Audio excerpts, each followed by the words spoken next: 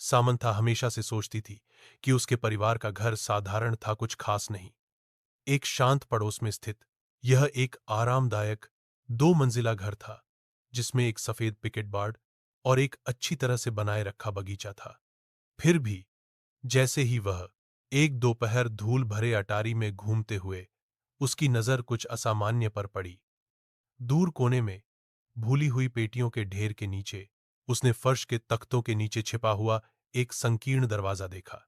जिज्ञासा इक्वड वह घुटने टेक कर बैठ गई और उसे खोला।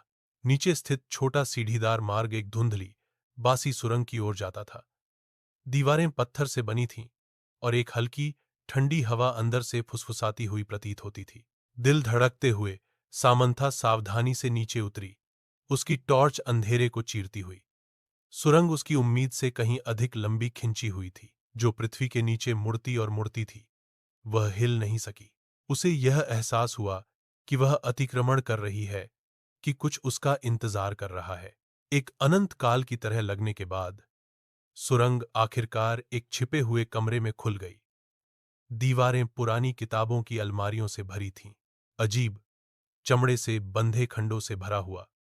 कमरे के केंद्र में एक पुरानी डेस्क धूल भरे कागजात और पत्रिकाओं से घिरी हुई थी। जैसे ही सामंथा दस्तावेजों को पढ़ रही थी, उसके हाथ कांप रहे थे। रिकॉर्ड डीएस ने वर्जित अनुष्ठानों और गुप्त समाजों की बात की। उसके परिवार का नाम बार बार लिया गया। जितना अधिक उसने पढ़ा, उतना ही अधिक उसे एहसास हुआ कि उसके परिवार का इतिहास गहरे रहस्यों से जुड़ा हुआ था। रहस्य यह दफन रहने के लिए था। उसने कुछ ऐसा उजागर किया था जो किसी को नहीं पता होना चाहिए था, कुछ ऐसा जो पीढ़ियों से छिपा हुआ था। जैसे ही खोज का भार उस पर पड़ा, उसने सबसे हल्की आवाज सुनी। उसके पीछे से आवाज आई, एक फुसफुसाहट, धीमी और ठंडी।